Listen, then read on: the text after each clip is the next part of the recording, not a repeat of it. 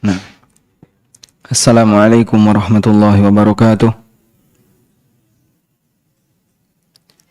Alhamdulillahi rabbil alamin. Wassalatu wassalamu ala ashrafil mursalin. Nabiyyina wa maulana Muhammadin wa ala alihi wa sahbihi ajma'in. Wa ashhadu an la ilaha illallah wahdahu la syarikalah. Wa ashhadu anna Muhammadan abduhu wa rasuluh. Sallallahu alaihi wa ala alihi wa sahbihi. Wa man tabi'ahum bi ihsanin ila yaumiddin. Alhamdulillah, kembali kita lanjutkan kajian rutin dengan membaca buku Khudh Aqidatak, dan insyaallah kita sampai pada halaman 29. Masih berbicara tentang aneka kesyirikan dan macam-macamnya yang sering terjadi di masyarakat. Dan kajian ini diberi judul Kesyirikan Masa Kini. Karena yang namanya kesyirikan ini selalu ada di tengah umat Muhammad sallallahu alaihi wasallam. Bahkan semakin jauh dari zaman beliau, praktek kesyirikan itu semakin banyak. Nabi sallallahu alaihi wasallam bersabda dalam hadis riwayat Tirmidzi dan yang lainnya. Hadis ini bisa kita jadikan dasar bahwa praktek kesyirikan akan ada dan semakin banyak ketika semakin jauh dari zaman Nabi SAW. Rasulullah SAW bersabda, La taqumus sa'ah hatta talhaqa qabailu min ummati. La taqumus sa'ah hatta talhaqa qabailu min ummati bil musyrikin. Tidak akan terjadi kiamat sampai ada beberapa kabilah di antara umatku yang mereka meniru orang musyrik. Wa hatta yu'badal awthan. Dan sampai berhala-berhala itu disembah kembali. Tidak akan terjadi kiamat sampai ada beberapa kabilah di antara umatku yang meniru orang musyrik. Dan sampai berhala-berhala itu disembah kembali. Sehingga semakin jauh dari zaman nubuwah, praktek kesyirikan semakin merajalela. Karena itu di sini Nabi SAW menyebutnya sebagai tanda hari kiamat. La taqumus sa'ah hatta talhaqa qabailu min ummati bil musyrikin. Tidak akan terjadi kiamat sampai ada beberapa kabilah di antara umatku yang mereka meniru kaum musyrikin, wa hatta yu'badal awthan, dan sampai berhala-berhala itu disembah kembali. Baik. Dan kesyirikan di masa sekarang rata-rata sebabnya tidak jauh beda dengan di masa Nabi SAW. Yaitu terkait masalah perdukunan. Sebelum Islam datang, sebelum Rasulullah SAW diutus oleh Allah dapat wahyu, jin itu diizinkan untuk tetek di langit. Sehingga mereka duduk di langit, lalu mencuri dengar berita-berita langit, dulu diizinkan. Kemudian setelah Al-Quran diturunkan, Allah Subhanahu wa Ta'ala menetapkan aturan, nggak boleh lagi ada jin yang berada di langit. Allah Subhanahu wa Ta'ala berfirman di surat Al-Jin, menceritakan tentang bagaimana pernyataan jin.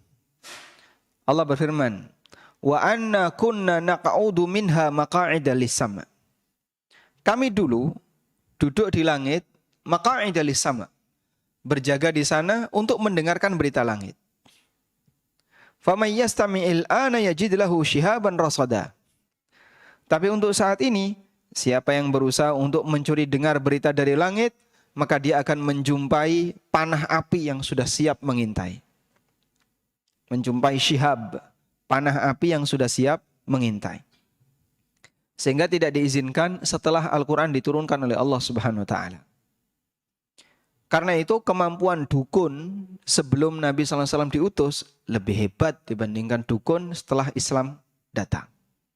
Setelah Nabi SAW diutus. Sehingga dulu kemampuan dukun dalam meramalkan manusia, peluang benarnya banyak. Karena jin yang membantu dia itu diizinkan untuk mencuri dengar berita dari langit, sehingga informasi yang disampaikan rata-rata adalah informasi dari langit. Peluang benarnya banyak. Makanya dulu sebelum Nabi SAW diutus, orang yang dijadikan sebagai konsultan itu dukun. Jadi dulu konsultan masalah apapun itu acuannya adalah dukun. Sampai terjadi peristiwa mengenai air Zam-Zam yang digali oleh siapa? Air Zam-Zam digali oleh siapa? Oleh Abdul Muttalib, kakeknya Nabi SAW. Air Zam-Zam digali oleh Abdul Muttalib. Dan kemudian terjadi rebutan antara Abdul Muttalib dengan orang-orang musyrikin yang lain. Karena mereka berharap bisa dinikmati bersama. Tapi Abdul Muttalib tidak mau. Ini saya yang menemukan. Maka ini adalah hakku. Akhirnya kan mereka terjadi sengketa. Siapa pemutusnya? Dukun yang ada di Syam. Sampai mereka melakukan perjalanan ke Syam untuk kemudian konsultasi ke seorang dukun yang ada di Syam. Nanti keputusannya tergantung dukun. Sehingga dukun di masa silam itu konsultan hukum. Sebelum ada Al-Quran yang diturunkan oleh Allah Subhanahu Wa Taala, sebelum Allah mengutus Nabi Muhammad SAW sebagai Nabi. Karena dukun ketika itu lebih sakti, lebih hebat dibandingkan setelah Al-Quran turun. Nah kemudian ketika Al-Quran itu turun, perdukunan tidak sehebat dulu. Sehingga perdukunan di zaman sekarang itu lebih kepada perdukunan permainan fisik. Permainan fisik itu contohnya gimana Pak? Bisa terbang atau membuat cincin bisa berputar kan di tengah tanpa bisa terbang cincinnya tanpa dipegang. Atau misalnya orang pakai tisu kemudian tisunya bisa terbang. Ternyata semuanya adalah apus-apus setelah dibongkar oleh pesulap merah. Lalu kemudian dibacok, nggak mempan. Ini ilmu dukun tingkat rendah. Kalau dulu dukun itu bisa meramal masa depan. Besok akan terjadi kayak gini, kayak gini, kayak gini. Dan peluang benarnya besar. Dan manusia nggak mampu untuk melakukan seperti itu. Jin juga nggak mampu melakukan seperti itu. Karena jin tidak tahu masa depan. Jin itu tidak tahu masa depan. Demikian pula tukang sihir Fir'aun.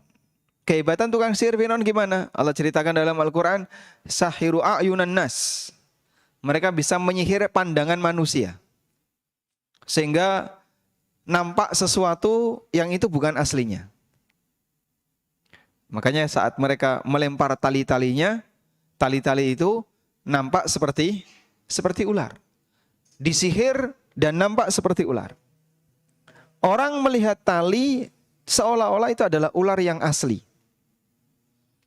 Tapi karena tukang sihir itu tidak bisa memberi nyawa, maka pada saat Nabi Musa alaihissalam melemparkan tongkatnya dan berubah menjadi ular, lalu talqafu ma yafikun, ularnya Musa itu menelan semua sihir yang dibuat oleh para tukang sihir itu. Mereka mengakui ini pasti bukan sihir, karena sihir nggak bisa seperti ini. Ini adalah mukjizat. Tayyib. Itu contoh kehebatan tukang sihir di masa silam dan kehebatan dukun di masa silam, yang itu kemampuannya sampai melebihi kemampuan jin, karena jin itu tidak tahu masa depan. Nah, cuman jin mencuri berita, mendengar berita dari langit, lalu kemudian disampaikan kepada para wali-walinya. Kalau sebatas bisa terbang, sakti, kebal, dan seterusnya, itu perdukunan tingkat rendah. Karena orang dulu nggak praktek seperti ini, kalaupun praktek jarang. Tayyib. Ya, meskipun zaman sekarang ini dianggap orang hebat ya, para ilusionis dan seterusnya. Maka sungguh sangat heran ketika orang di zaman sekarang menjadikan ini sebagai tren. Berarti ini sama dengan menghidupkan kembali tren sihir yang sudah terkubur dalam sejarah Fir'aun. Tapi dibangkitkan kembali oleh orang-orang di masa sekarang. Baik, kemudian termasuk di antaranya adalah alasan tawassul. Dan tawassul kalau di masa silam bentuknya itu kepada sosok yang diwakili oleh berhala. Nah, Uzza itu bentuknya pohon keramat. Di atas pohon itu ada gubuk kecil. Dan itu diyakini sebagai tempat tinggal Uzza. Dan ada jin yang nunggu. Kadang jin itu mengeluarkan suara sehingga membuat orang-orang yang memberikan persembahan kepada Uzza semakin yakin kalau Uzza ini benar. Kalau Uzza ini perhatian. Karena jinnya ngomong. Makanya pada waktu penaklukan kota Mekah, Khalid ibn Walid diperintahkan untuk apa? Menebang pohon Uzza. Setelah ditebang, balik kepada Nabi SAW. Ya Rasulullah, sudah saya laksanakan. Ditanya oleh Nabi SAW, apa yang kamu temui? Saya nebang pohon. Ketemu siapa kamu? Tidak ada. Kamu belum melakukan apapun. Balik lagi. Akhirnya Khalid balik. Setelah sampai di sana, Khalid menjumpai wanita yang berpakai jubah, kemudian rambutnya panjang. Kemudian dipenggal lehernya oleh Khalid ibn Walid. Lalu beliau lapor kepada Nabi SAW. Tilka Uzza, itulah Uzza. Jin Uzza dibunuh oleh Khalid ibn Walid. Sehingga barulah ketika Uzza ini terbunuh, dianggap oleh Nabi SAW tugasnya selesai. Dan Masya Allah ya, keberanian para sahabat.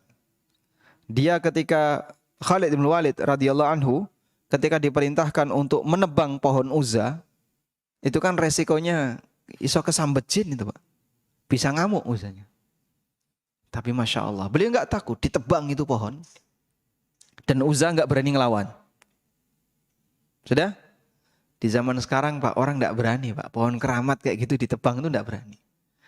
Manggil teman-teman yang sudah ngaji, kan gitu ya. Manggil teman-teman yang dia bisa berani untuk menebang pohon keramat. Masya Allah. Saya dapat cerita di daerah mana ya? Sragen atau mana? Ada pohon keramat, itu dinas kebersihan nggak berani. Yang berani nebang, karena ini mau dilakukan pelebaran atau apa gitu ya. Yang berani nebang, itu mereka yang sudah belajar Al-Quran. Ya, jadi ngundang saya ngaji-ngaji gitu ya. Masya Allah. Baik, kembali ke sini. Nah, di zaman sekarang yang jadi objek tawassul adalah kuburan. Yang jadi objek tawassul adalah kuburan. Sehingga terkadang orang itu komunikasi dengan kuburan. Dan terkadang orang itu punya keyakinan bahwa arwah yang nunggui kuburan ini akan mengantarkan doanya kepada Allah Ta'ala. Sehingga dia beribadah di kuburan, termasuk menyembelih di kuburan. Maka di sini penulis menyebutkan hukum mengenai menyembelih di kuburan untuk selain Allah. Jawabannya tidak boleh dan tidak, karena ini termasuk perbuatan kesyirikan. Allah Ta'ala berfirman, "Fasholli li rabbika wanhar." Kerjakanlah salat untuk Rabbmu dan sembelihlah kurban. Maka kurban hanya boleh untuk Allah. Dan Nabi SAW bersabda, "La'anallahu man dzabaha li ghairillah." Allah melaknat orang yang menyembelih untuk selain Allah. Allah melaknat orang yang menyembelih untuk selain Allah. Maka bentuk menyembelih hewan untuk selain Allah sama dengan berkorban untuk selain Allah. Apa hukumnya? Laknat. Sebab ini adalah kesyirikan. Waliyadzubillah. Di zaman sekarang contohnya apa Pak? Sedekah bumi, mendem kepala kerbau, mendem kepala kambing, termasuk juga ngelarung kepala kerbau. Baik. Ketika ditanya kok pakai acara kayak gitu, ngasih makan ikan pakai kepala kerbau. Ayo gak nyambung. Kudune nek ngekei mangan ikan tuh pakai pelet. Jangan pakai kepala kerbau. Terus dagingnya yang lain dikemanain? Kok nggak dikasihkan sekalian? Hah? Eman-eman. Apa hukumnya, Pak? Nggak boleh ya. Saya dapat cerita ya,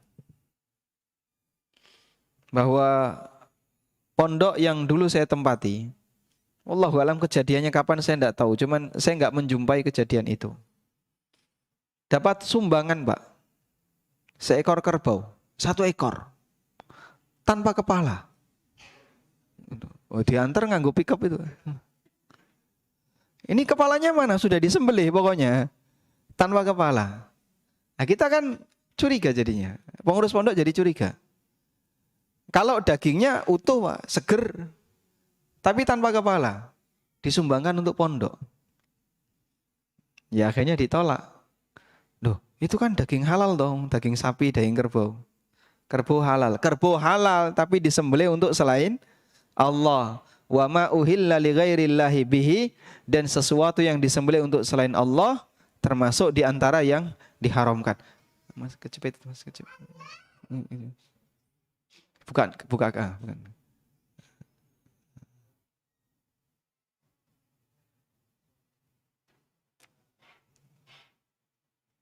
Baik.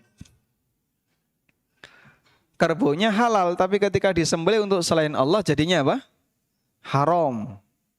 Karena salah satu di antara binatang yang haram adalah binatang yang disembelih untuk selain Allah Subhanahu wa taala. Baik. Walhamdulillah, bagi orang mukmin yang sadar tauhid, dia paham seperti ini adalah perbuatan yang sangat tercela. Dia tahu bahwa perbuatan seperti ini adalah kesyirikan, menyebabkan pelakunya keluar dari Islam, waliyadzubillah. Meskipun sampai sekarang tradisi itu jadi budaya. Nah, kemudian syirik modern, mereka menghiasi itu dan dikaitkan dengan teknologi. Lalu disebut sebagai bagian dari kearifan lokal. Nah, ini bentuk kearifan lokal. Yang benar bukan kearifan lokal ya, kejahatan lokal. Masuk syirik disebut kearifan? Pakai bahasa siapa syirik disebut kearifan? Praktek kesyirikan dengan aneka alasan itu kan dalam rangka untuk memberi makan ikan, menjaga keseimbangan ekosistem lingkungan dan seterusnya. Gedabrus semuanya ya. Tidak ada kayak gitu. Kalau memang jujur seperti itu, seharusnya bukan kepalanya saja yang dilarung, tapi harus yang lain. Ditambah lagi, ternyata sajen kayak gitu diperebutkan. Kan kemudian setelah dilepas, terus apa? Orang-orang pada rebutan. Nah, proses rebutan itu yang hilang nyawa banyak. Ya. Inikah yang disebut menjaga kelestarian lingkungan? Yus kalian mas menungsone dipangan iwak sisan. La haula wala quwata illa billah. Baik, kita bersyukur kepada Allah ketika Allah berikan hidayah kita masih punya akal yang waras sehingga bisa memahami bahwa praktek seperti ini adalah praktek yang tercela dan kita berusaha untuk menjauhinya. Selanjutnya kita beralih ke pertanyaan yang ke-12. Berkaitan dengan masalah tawaf.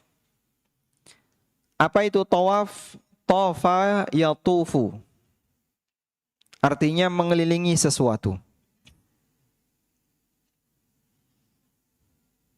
Dan ini termasuk di antara bentuk ibadah. Tawaf itu termasuk di antara bentuk ibadah. Mengelilingi sesuatu itu termasuk di antara bentuk ibadah. Karena seseorang dengan normal, dia tidak mungkin melakukan gerakan yang sifatnya tanpa tujuan. Kamu kok muter-muter kayak gini kenapa sih? Dasku ngeluh. Pusing. Ya tambah pusing. Sehingga nggak ada orang yang secara sengaja itu tiba-tiba muter. Muteri apa gitu. Kamu muteri ini untuk apa? Obat pusing. Ya enggak, ini tambah pusing. Manusia tidak akan melakukan sebuah kegiatan tanpa tujuan. Sehingga ketika ada kegiatan yang aneh, Yang aneh ya, namanya muter-muter itu kan. Ini ngapain muter-muter? Pasti dia punya tujuan. Apa tujuannya Mas? Kok muter-muter kampung? Ngomong anak, nah, itu ada tujuannya. Muter ya pakai sepeda motor, enggak tembus jalan itu lagi, muter lagi pakai sepeda motor. Ada tujuannya nggak ini ya? Ada. Boleh kayak gini Pak? Boleh. Tapi kalau ada sebuah benda diputeri, ini apa ini tujuannya? Ngomong anak. Tidak ada ceritanya kok muteri sebuah benda, alasannya ngomong anak. Atau olahraga, muter stadion. Nah itu olahraga ya, lari-lari. Cuman yang terjadi bukan seperti itu. Latar belakang dia mengitari ini tujuannya adalah dalam rangka untuk memuliakan apa yang diputeri tadi. Makanya Allah Subhanahu wa taala hanya mengizinkan kegiatan mengitari sesuatu yang niatnya ibadah sehingga bentuknya dalam rangka memuliakan benda tersebut hanya di satu titik, yaitu Ka'bah. Selain itu tidak boleh. Memuliakan Ka'bah boleh enggak? Boleh atau tidak? Disyariatkan. Kok bisa Pak? Karena itu adalah tempat yang dicintai oleh Allah. Dan memuliakan apa yang Allah muliakan bagian dari bentuk mengagungkan syiar agama Allah. Sebagaimana yang Allah firmankan dalam Al-Quran, wa may yu'azzim sya'airallah fa innaha min taqwal qulub. Barang siapa yang mengagungkan syiar agama Allah, sesungguhnya itu bagian dari bentuk ketakwaan dalam hati.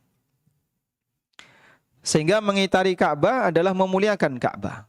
Dan Ka'bah diperintahkan untuk dimuliakan atau disyariatkan untuk dimuliakan karena ini bagian dari syiar agama Allah. Inna awwala baitin wudi'a lin-nas lalladzi bi Bakkah mubaraka wa hudan lil alamin. Sesungguhnya rumah pertama kali yang diletakkan untuk manusia adalah Ka'bah yang berada di kota Bakkah, di kota Mekah yang mubarakan, yang diberkahi. Nah, Allah Ta'ala berfirman, wal yatawafu bil baitil atiq. Lakukanlah tawaf di al-baitul atiq, di rumah tua. Nama lain dari Ka'bah apa? Baitul Atiq. Atiq artinya apa? Tua. Disebut sebagai Baitul Atiq, rumah tua, karena Ka'bah adalah rumah yang pertama. Bangunan rumah yang pertama. Itulah Ka'bah. Nabi SAW menyebutkan tentang keutamaan tawaf di Ka'bah. Man tafa bil baiti sab'an wa shalla rak'ataini kana ka'itki raqabatin. Barang siapa yang tawaf di Ka'bah 7 kali dan dia salat 2 rakaat, maka yang dia lakukan seperti membebaskan budak. Dan itulah kegiatan tawaf. Hanya satu tempat ini yang boleh untuk diapakan? Diagungkan. Dengan cara tawaf. Hanya satu tempat ini yang boleh diagungkan dengan cara tawaf. Selain tempat ini boleh enggak Pak? Contohnya di Masjid Pogong Baru. Mengitari Masjid Pogong Baru. Peng piro Pak? Peng selikur. Tujuannya apa? Untuk memuliakan masjid ini. Tidak boleh. Meskipun masjid itu dimuliakan, tapi cara memuliakan masjid dengan tahiyatul masjid. Anda wudu, masuk masjid, salat 2 rakaat. Itulah bentuk memuliakan masjid. Selain Ka'bah. Maka Allah hanya mensyariatkan untuk memuliakan benda dengan cara dikelilingi sebanyak 7 kali. Selain satu benda, yaitu Ka'bah. Baik. Nah, di masyarakat kita ada tradisi, misalnya mubeng beteng. Mengelilingi apa Pak? Itu jaraknya berapa itu? Jaraknya berapa? Ada jaraknya karena di pojok-pojok itu ya. Kurang lebih ada 5 kilo ada sekali putaran. Mungkin sekitar 5 kilo ya, atau enggak sampai ya. Sekitar 5 kilo lah anggap. Diputeri. Dan itu ada protapnya. Apa protapnya? Tidak boleh bicara. Sambil poso bisu. Sehingga dia mengitari itu sambil suasana senyap. Ya, poso bisu. Kalau ini bukan ibadah, ya apalagi. Jelas kalau dilihat dari aturannya, protapnya itu, ini ibadah. Dan sekali lagi ibadah tidak boleh dilakukan kecuali apa? Dilakukan di Ka'bah. Ibadah tidak yang bentuknya tawaf tidak boleh dilakukan kecuali di Ka'bah. Baik. Ada juga yang muter seperti ini dilakukan di kuburan. Di video cukup banyak itu. Tawaf di kuburan. Banyak sekali. Sehingga dia mengitari kuburan. Sambil mengucapkan la ilaha illallah, la ilaha illallah, la ilaha illallah. Selesai itu dia berdoa. Doanya kemana? Menghadap semuanya ke kuburan. Seolah-olah kuburan itu jadi kiblatnya. Sehingga seperti kita ya, kita selesai mengelilingi Ka'bah, kita sholat menghadap kemana? Ke Ka'bah. Dimanapun posisi kita di masjid, kita sholatnya menghadap ke arah satu titik, yaitu Ka'bah. Maka softnya melingkar. Ini orang di kuburan juga seperti itu. Dimanapun posisi dia, pandangannya atau hadapannya itu mengarah ke arah kuburan. Maka kuburan dijadikan sebagai kiblat berdoa. Dan seperti ini mereka menganggap sebagai bentuk tawassul kepada Allah Subhanahu wa taala dengan penghuni kubur. Baik. Apa hukumnya? Tidak diperbolehkan. Nah selanjutnya jamaah yang dimuliakan Allah Subhanahu wa taala, terkadang orang melakukan praktek seperti ini lalu dikasih alasan yang alasan itu semu ilmiah. Dengan cara agar bisa diterima oleh masyarakat. Maksudnya begini. Saya beberapa kali ya menjumpai keterangan dosen yang membela praktek kesyirikan. Contoh, ini pernah dimuat di koran.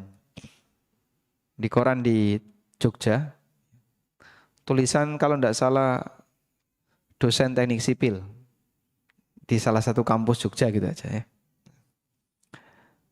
Dia itu membela. Waktu itu ada kontes keris, Pak. Kontes keris.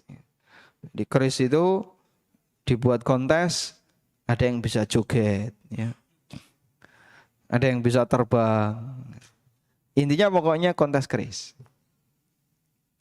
Lalu dia bilang bahwa proses ini sebenarnya bagian dari medan magnet yang mempengaruhi posisi keris sehingga dia bisa berdiri, bisa terbang karena medan magnet. Itu batu-batunya adalah batu khusus yang bisa menyebabkan keris itu mendapatkan medan magnet sehingga dia bisa berdiri. Waktu saya baca ini batin, Gedabrus kebablasan. Gimana kok medan magnet? Wong cetha itu dolanan jin ya.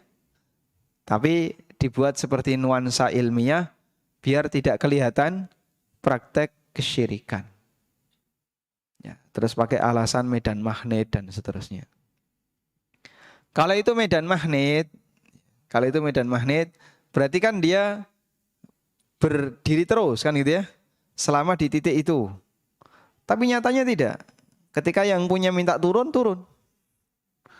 Nanti ketika yang punya mendirikan, dibuat berdiri, dia berdiri. Sehingga kalau disebut medan magnet jelas nggak nyambung. Apalagi ini kalau malam gelodakan sendiri. Wah, kenapa kok gelodakan sendiri? Ganggu tikus. Baik, ini contoh ya. Ada juga praktek kesyirikan dalam bentuk akik. Lalu dia bilang, unsur yang ada di sana itu ketika terkena air maka dia bisa memancarkan pantulan cahaya. Sehingga dia bisa menyerap semua cahaya yang ada di lingkungannya. Model-model kayak gitu. Dan salah satu dosen saya juga dulu pernah ngomong seperti itu. Dia memberikan pembelaan ya, untuk praktek penyembahan terhadap api, praktek ini. Saya masih ingat waktu itu mata kuliahnya adalah fisika 3. Jadi dia memberikan pembelaan untuk praktek-praktek itu. Ya kita cuman batin saja, dukun kok dibela tahu. Baik. Nah bagi kami itulah bentuk kerjasama yang dilakukan oleh orang di masa sekarang, membuat kesan seolah-olah kesyirikan itu nyambung dengan teknologi. Seolah-olah kesyirikan itu nyambung dengan teknologi. Maka seperti yang Allah firmankan dalam Al-Quran, wa kadzalika ja'alna likulli nabiyyin aduwa syayatinal insi wal jinni yuhi ba'duhum ila ba'din zukhrufal qawli ghurura. Demikianlah kami jadikan setiap nabi itu punya musuh dari kalangan jin dan manusia, antara satu dengan yang lain mereka saling membisikkan kalimat-kalimat yang indah tapi menipu. Maksudnya gimana Pak? Dibuatkan alasan biar seolah-olah itu bukan termasuk praktek kesyirikan. Sehingga bagi orang awam dia menilai ini sakti. Sehingga ini punya khasiat. Sementara bagi orang yang ilmiah, yang masih pakai logika, dia pakai pendekatan tadi. Oh enggak, ini adalah faktor alam. Intinya pokoknya ini bukan kesyirikan. Wallahu ta'ala alam. Tayyib. Nah kemudian di bagian berikutnya, penulis akan membahas tentang masalah sihir. Dan sebenarnya kajian tentang masalah sihir ini cukup panjang. Maka insya Allah akan kita bahas di pertemuan 2 pekan mendatang tentang masalah sihir ya. Ada beberapa kaidah tentang masalah sihir. Dan saya lompat ke pertanyaan nomor 15. Saya lompat ke pertanyaan nomor 15. Mengenai mengetahui hal yang gaib.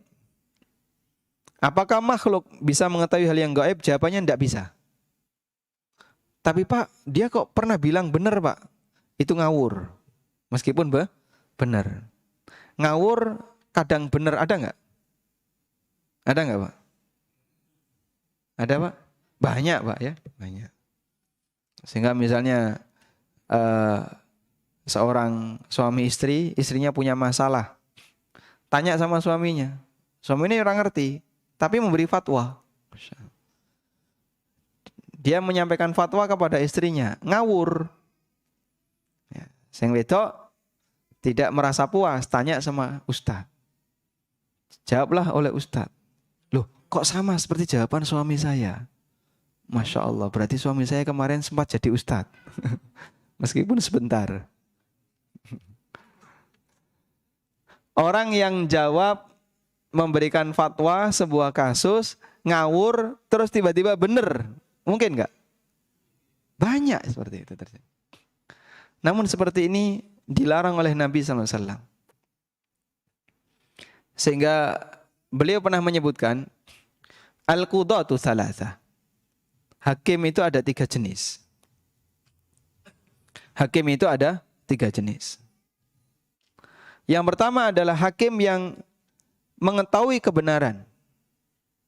Wa yahkumu bil haqqi, dan dia memutuskan sesuai dengan kebenaran. Maka dia masuk surga. Yang kedua, hakim yang tidak mengetahui kebenaran dan dia memutuskan dengan kebenaran. Yang keempat, hakim yang mengetahui kebenaran tapi memutuskan menyimpang dari kebenaran. 2 yang terakhir di neraka. Masya Allah. Hakim ada 3, 1 di surga, 2 di neraka. Untuk yang pertama, hakim yang tahu kebenaran dan dia memutuskan sesuai dengan ilmunya, sesuai dengan kebenaran yang dia ketahui, masuk surga.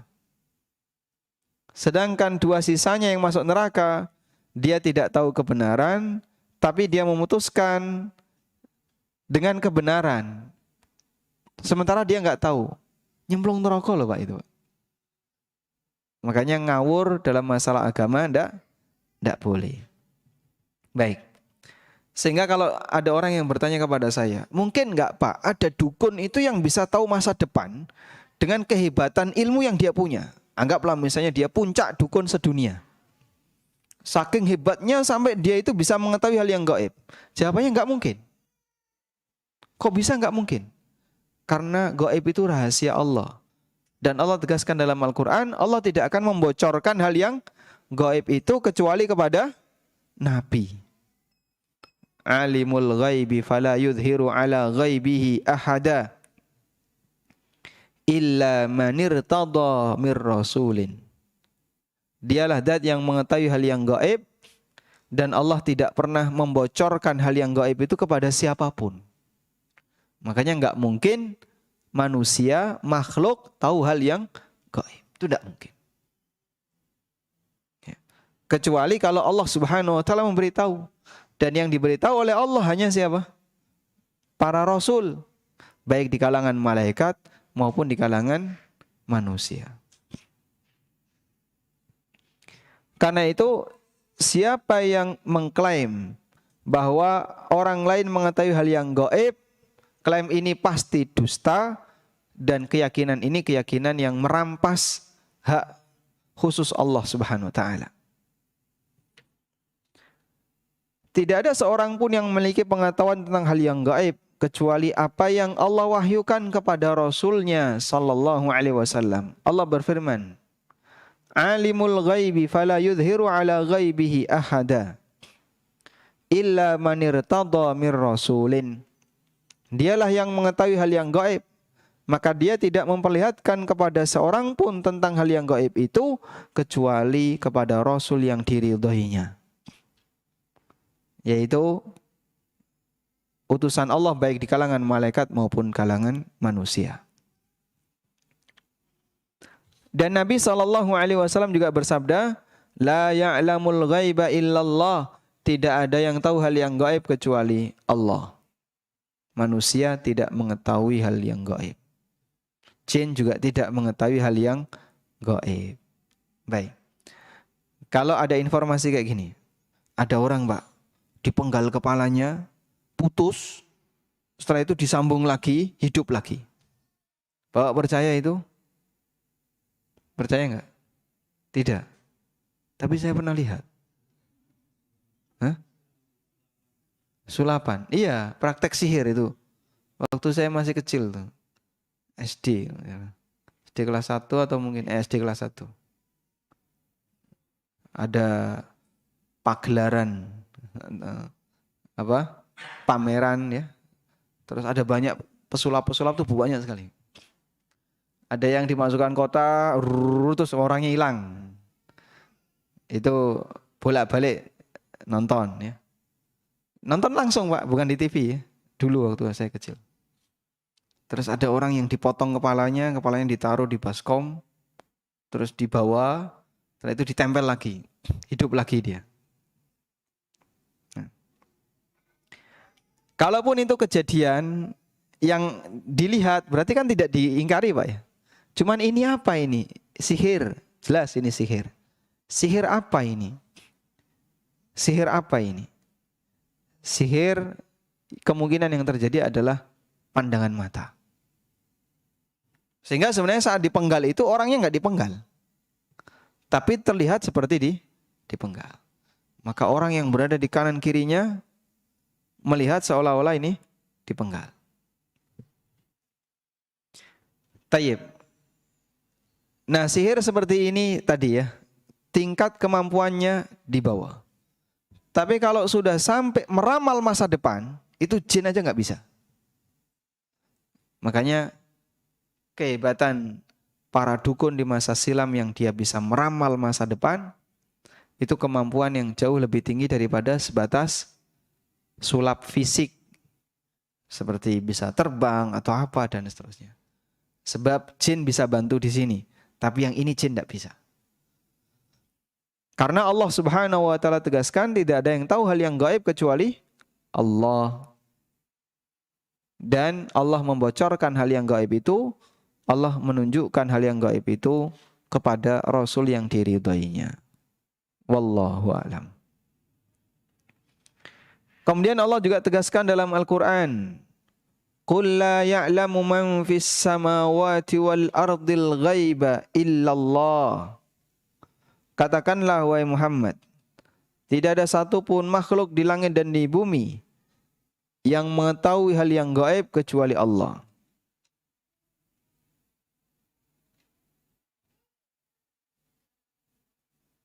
Baik. Anda bisa buka di surat An-Naml ayat 65.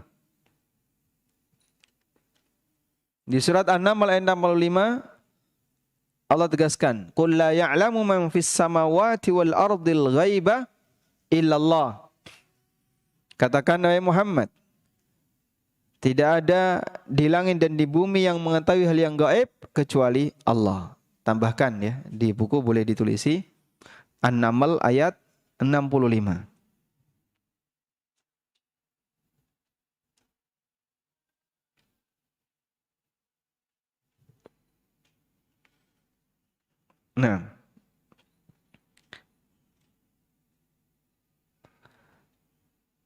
Nah, salah satu di antara bukti bahwasanya jin tidak tahu hal yang gaib adalah firman Allah Subhanahu wa taala di surat Saba ayat 14. Di surat Saba ayat 14.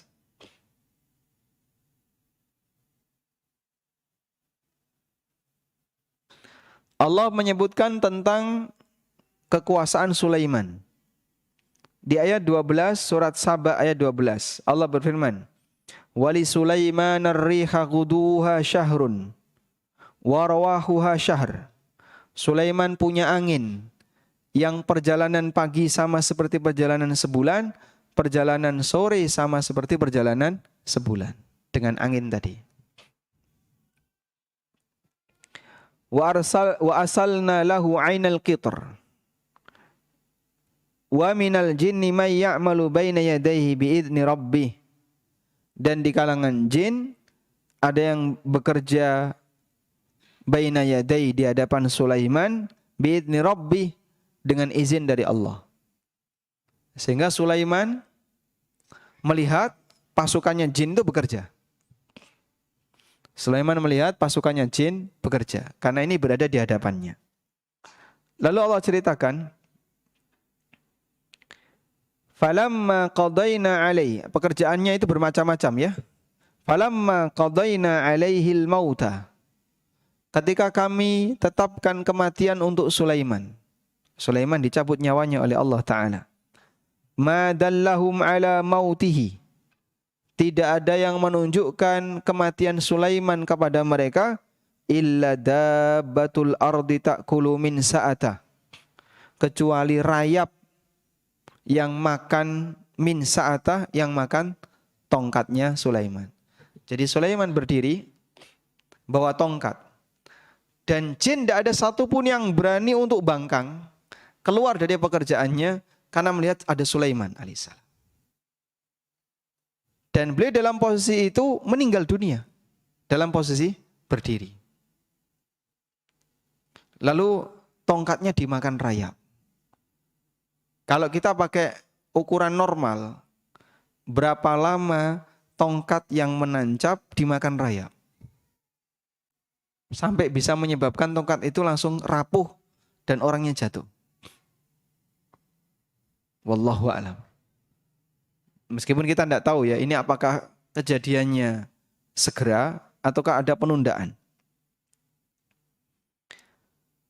Falamma kharra, begitu Sulaiman terjatuh, falamma kharra, karena posisi beliau berdiri. Ketika Sulaiman terjatuh, tabayyanatil jinnu, maka jin baru tahu, loh, ternyata selama ini Sulaiman itu mati. Mereka bekerja di hadapan Nabi Sulaiman dan mereka tidak tahu kalau Sulaiman ini sudah meninggal.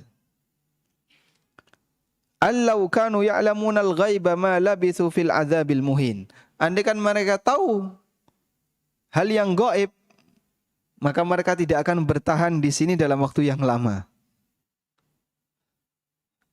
Artinya apa? Kematian Nabi Sulaiman tidak diketahui oleh jin padahal mereka ada di hadapannya.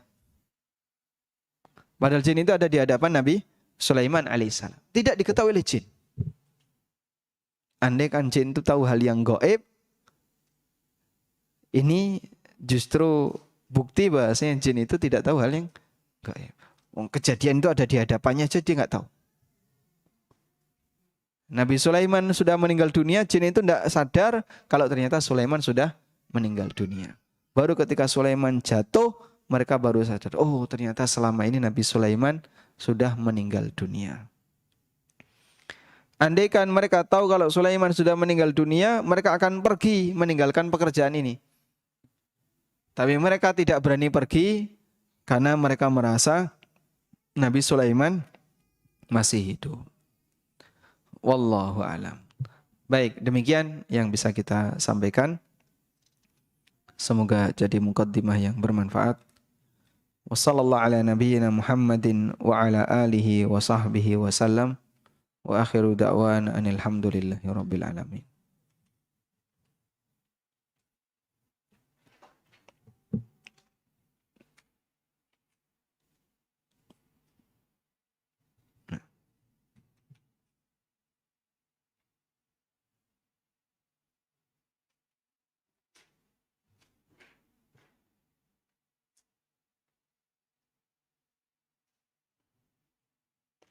Ada yang mau disampaikan? Silakan.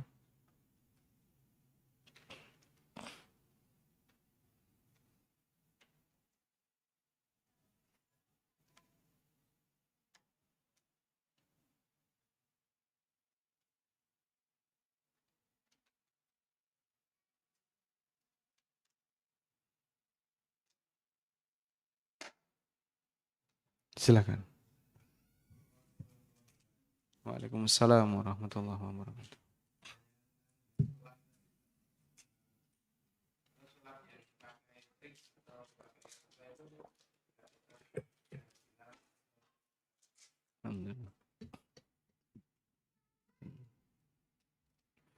Apa hukumnya sulap pakai trik? Apakah ini dilarang atau bagaimana? Tayyib. Kembali kepada maksud dan tujuannya. Jika orang menggunakan trik untuk sulap dengan maksud agar dia dianggap sakti oleh masyarakat, lalu mencari perhatian dari masyarakat dengan ini, ya ini penipuan. Ini bentuk penipuan. Sehingga dianggap, oh hebat, besinya bisa bengkok, memindahkan penyakit di kelapa. Misalnya. Apalagi tidur di atas paku, padahal semuanya pakai trik. Akhirnya dianggap orang hebat, padahal aslinya apa? Itu semua adalah penipuan. Man ghasya falaysa minna. Barang siapa yang ngapusi, nipu, maka dia bukan bagian dari golonganku. Sehingga ketika ada orang yang dia menggunakan trik untuk pengobatan. Ya. Misalnya pakai keris ya. Kerisnya itu bisa getar. Dret, dret. Nah. Itu padahal raket nyamuk itu loh Pak.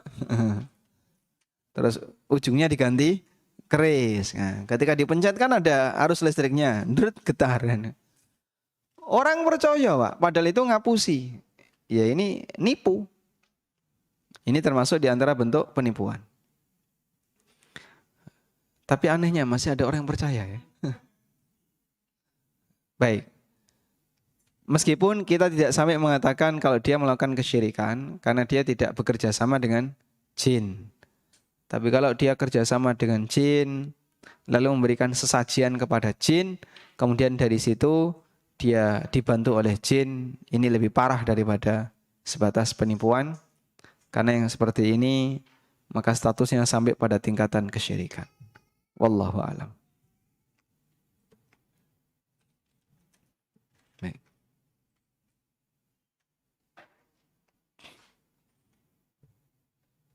Cukup? Tayyib, demikian yang bisa kita bahas. Dan insya Allah di pertemuan berikutnya nanti kita bahas tentang masalah hukum seputar sihir. Ya. Wassallallahu ala nabiyyina Muhammadin wa ala alihi wa sahbihi wa sallam. Wa akhiru da'wana alhamdulillahi rabbil alamin. Subhanakallahumma wa bihamdika. Asyhadu an la ilaha illa anta astaghfiruka wa atubu ilaik. Wassalamualaikum warahmatullahi wabarakatuh.